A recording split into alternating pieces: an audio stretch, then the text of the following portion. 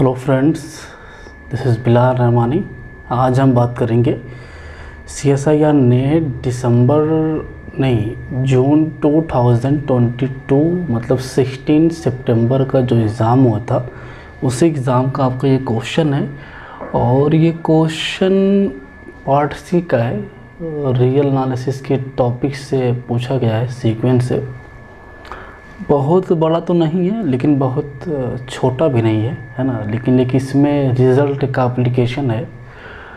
और इस क्वेश्चन का जो आंसर की नेट वालों ने दिया है वो सिर्फ 4 दिया है। बाकी इसके 3 जो ऑप्शंस है वो गलत कर दिए हैं। तो आंसर की तो मान लीजिए उनका गलत ही है। CSIR वालों का इस क्वेश्चन पे जो आंसर की है वो गलत है। इस एग्ज़ाम में जो गलतियां किया है ना, मैं सोचता हूँ मेरी उससे यही रिक्वेस्ट है कि वो दोबारा गलती ऐसा ना करे, वरना कई सारे बच्चों की जो भविष्य है वो ख़राब हो जाएगा। क्योंकि एग्ज़ाम तो करा रहे हैं, ठीक है। सबसे पहले गलती ये करते हैं कि जो क्वेश्चन है ना, एक तो हिंदी में देते हैं और एक इंग्लिश में देते हैं। उसके ऊपर हिंदी, उसके नीचे इंग्लिश। तो जो बच्चा पढ़ रहा है, जो बच्चा इंग्लिश मीडियम से एग्ज़ाम दे रहा है, अब उसको दिक्कत है कि पहले वो हिंदी पढ़े कि इंग्लिश पढ़े। आदमी का कंसंट्रेट जब कहाँ पे होता है, जहाँ पर एक ही भाषा लिखा होता है। अब वहाँ पे 2 भाषा लिखा हुआ है, एक तो हिंदी है, एक इंग्लिश है। तो कंसंट्रेट जो होता है वो थोड़ा सा चेंज हो जाता है। तो मैं सोचता हूँ कि नेट वाले जब आप फॉर्म भरते वक्त इंग्लिश मीडियम मांगते हैं, हिंदी मीडियम मांगते हैं, तो फिर आप दोबारा क्यों देते हैं आप उसके नीचे हिंदी फिर इंग्लिश। तो ये सब चीज़ें बहुत दिक्कतें तो इस बार एग्ज़ाम में हुआ है। अगले कई सालों से, 2-3 सालों से यही सारी दिक्कतें आ रही है। और ये सब तो ठीक मामला है, चलिए हम मान लेते ठीक है। तो लेकिन कम से कम जो क्वेश्चन है ना, जो उसका आंसर की है वो आप ठीक दीजिए। तो उनका आंसर के दोस्त ये है 4 है, और जो मैं अपना आंसर की दे रहा हूँ, ज़रा आप कमेंट करके बताइएगा किसका सही है किसका गलत है। लेकिन जो मेरा आंसर की है वो दोस्त लॉजिक पे है ना, वो आपका रिज़ल्ट पे है। तो पहले क्वेश्चन को एक बार हम रीड कर लेते हैं। क्वेश्चन बहुत बड़ा नहीं है, ठीक है। एक रिज़ल्ट का इसमें एप्लीकेशन है, ठीक है। क्वेश्चन आपका है विच ऑफ द गिवन, ये आपका दोस्त सीक्वेंस है AN satisfy the following identity: limit superior as tend to infinity AN is equal to minor limit inferior AN as tend to infinity। Option first में AN is equal to 1/n for every AN is equal to minus a की power n bracket में 1 + 1/n for every n AN is equal to 1 + minus a की power n upon n for every n। n is an enumeration of all rational numbers in -1 और 1 के बीच के अंतर का collection आपका AN है। Sequence में काम चल रहा है, कोई बड़ा काम नहीं है। अब इसके सलूशन के बारे में बात अगर करूं तो बहुत बड़ा तो नहीं है। मतलब AN पकड़ता हूं, ये वाला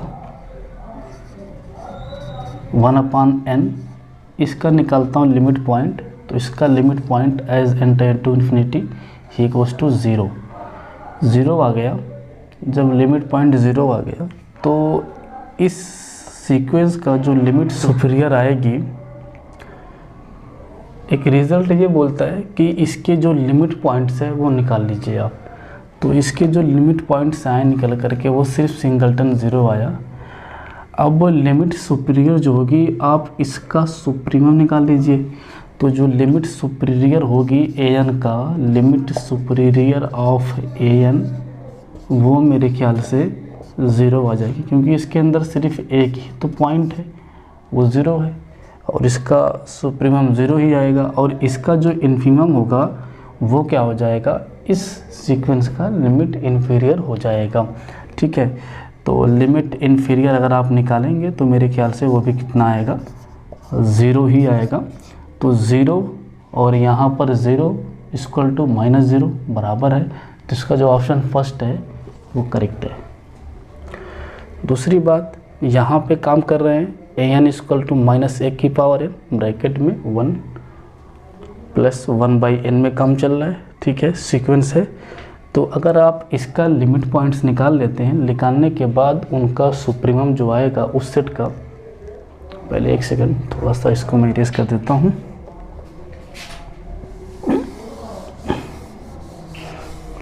an आपका दिया गया इस बार -1 की पावर n 1 प्लस 1/n, ठीक है। तो अगर आपका n इवन हो जाएगा तो n इवन, तो मेरे ख्याल से 1 प्लस 1/n आएगा if n is even. If n is odd तो -1 की पावर, तो ये मेरे ख्याल से -1 1 plus n/n। n tend to infinity 1, n tend to infinity -1। तो इसके जो लिमिट पॉइंट्स आए वो 1 और -1 आए। इस सेट का जो सुप्रीमम होगा वो इस सीक्वेंस का लिमिट सुपीरियर हो जाएगा, इस सेट का जो इन्फीमम होगा वो इस सीक्वेंस का लिमिट इन्फीरियर हो जाएगा। तो इसका सुप्रीमम 1 आएगा और जो इसका इन्फीमम है वो कितना आएगा, -1 आएगा। तो -1 प्लस 1 और 1 तो बराबर हो ही जाएगा, यानी जो आपका ऑप्शन सेकंड है वो भी दोस्त ट्रू हो जाएगा, ठीक है। अब ज़रा बात कर लेते हैं तीसरे पे।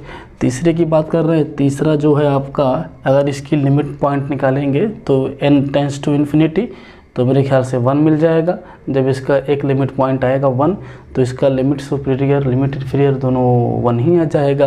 तो 1 - 1 नॉट इक्वल टू, क्योंकि यहाँ पे है ना, यहाँ पे क्या आ जाएगा 1 equal to -1 which is not possible.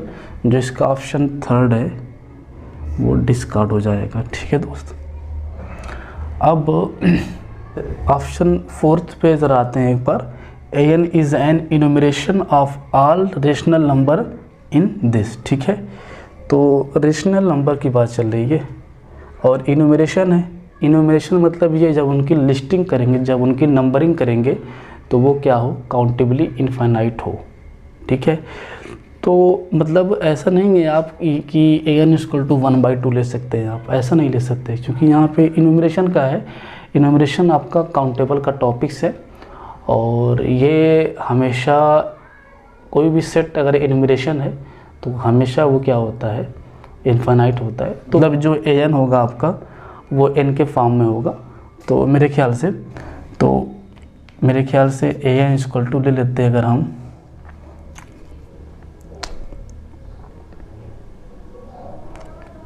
1/1/2n।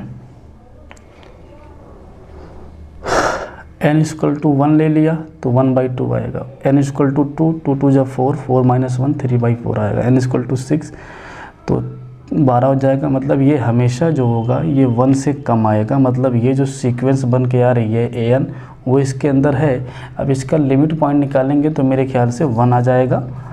अब जो 1 है वो जो इसकी ये लिमिट पॉइंट 1 है, एक ही लिमिट पॉइंट है, तो इनका जो लिमिट सुप्रीमम इन्फीमम होगा 1 का वो कितना आएगा, 1 ही आएगा।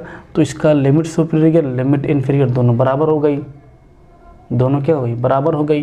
तो जब बराबर हो गई तो 1 इक्वल टू -1 हो जाएगा, विच is not possible. Logic this, ठीक है। तो ये आपका ऑप्शन डिस्कार्ड हो गया दोस्त, और इसका ऑप्शन 1 2 सिर्फ करेक्ट है, बाकी इसका 3 और 4 ऑप्शन डिस्कार्ड है। नेट वालों ने जो आंसर की दिया है वो 4 दिया है सिर्फ, ये 3 ऑप्शन डिस्कार्ड है। ऐसे बहुत सारे दोस्त क्वेश्चन नेट वालों ने बनाया इस बार। पहली बात तो क्वेश्चन ही गलत है और दूसरी बात उसका आंसर ही गलत है। क्वेश्चन तो बनाते नहीं है, क्वेश्चन आप कॉपी करते हैं किसी और एग्ज़ाम से। ठीक है, कॉपी करिए, कोई दिक्कत नहीं है। दिक्कत ये है कि आप किसी का भविष्य ना ख़राब करें। कोई इंसान 2 साल से तैयारी कर रहा है, 3 साल से तैयारी कर रहा है, 4 साल से तैयारी कर रहा है, अगले कई सालों से बेचारा जो नेट का एग्ज़ाम की तैयारी कर रहा है, उसके दिल से ज़रा पूछिए एक बार आप कि जब पेपर लीक हो जाता है या फिर जब पेपर के आंसर गलत आते हैं, जब मामला कोर्ट में जाता है तो आप 2 महीने बाद बताते हैं कि हम आपको 2 महीने बाद बताएंगे, तब भी नहीं मानते आप। ठीक है, तो मेरी आपसे यही गुजारिश है, यही आपसे रिक्वेस्ट है कि आप एग्ज़ाम तो महीने में एग्ज़ाम तो साल भर में एक ही करवाइए, लेकिन आप निष्पक्ष करवाइए, एकदम सफाई से करवाइए। ठीक है, thank you for watching this video दोस्त।